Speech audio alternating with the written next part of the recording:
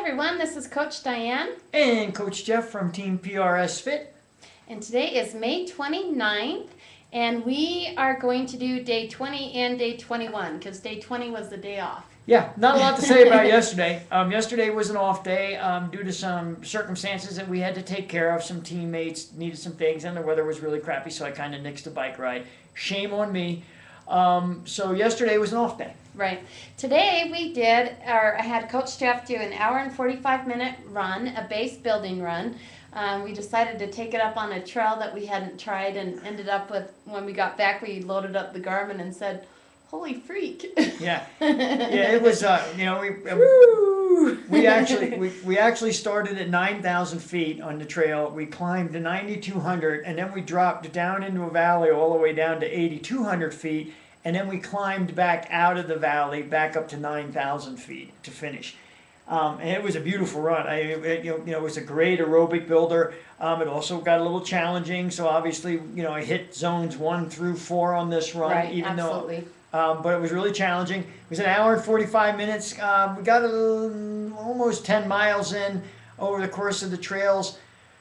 And to me, distance really isn't really a big focus. It's always about duration and effort. How much time I'm out there, especially when I'm in the early phases of training.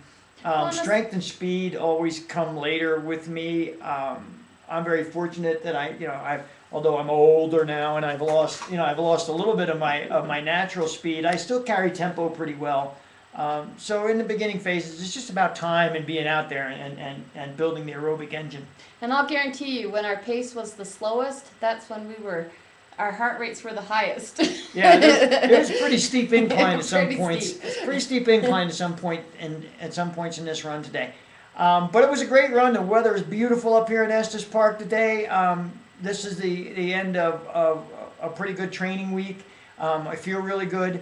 Nutritionally, I feel really good. Everything's kind of dialed in now. I'm starting to see some weight drop to get down to my training weight, and I feel great. I really do feel great. Yeah.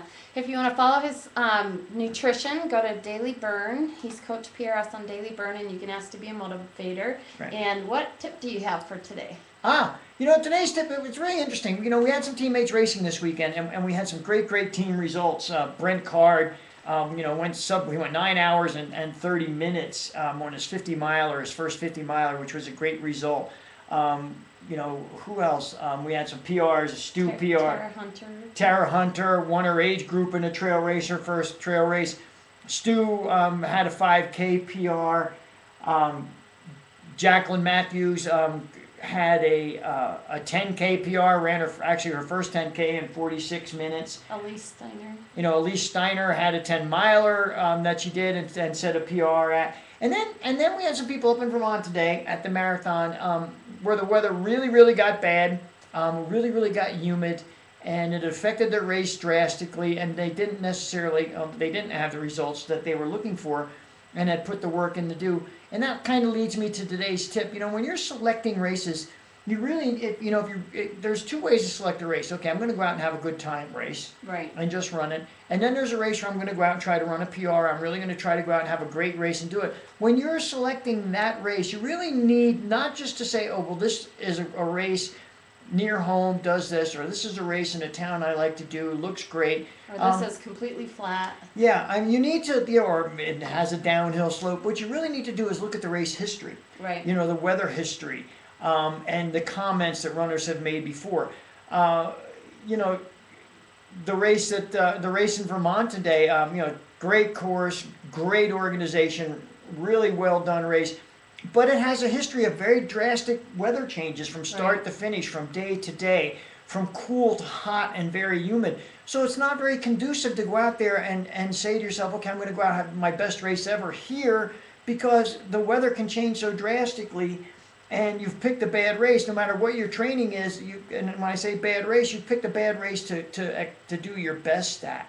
I tell triathletes this: if you're going to do a 70.3, you don't go to Lubbock, Texas, and do the 70.3 in June if that's where you want to have your best race, because it's a very hard, hot, humid, hilly race. So when you're selecting races, you need to be selecting races based on, it's like, I would never do Ironman Louisville. I think, why would you do Ironman Louisville? Why would anyone want to do an Ironman in Louisville, Kentucky in August?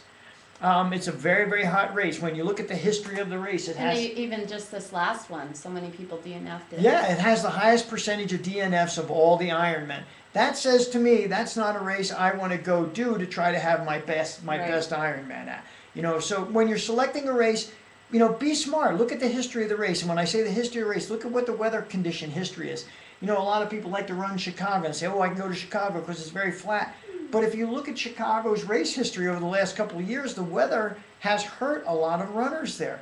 So maybe Chicago is not necessarily the race you want to go do for your Boston They even qualifier. canceled that race a couple years ago because Yeah. of the heat. Yeah, so, you know, race selection is very, very important. You know, look at all the factors. Look at the history, the weather conditions, you know, what happens that time of year there. Look at the comments from other racers who run it years and years back. And then decide if the race is going to be an A race, or if the race is going to be a training race, or the race is just going to be, hey, I'm going to go run with my buddies and have a great time race. Yeah, So, absolutely.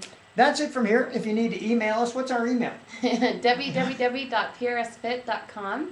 That's our website. Oh, I always get it wrong. And our email is prsfit@gmail.com. As always, Be healthy. train smart. Have fun. All right, see you later. See you later.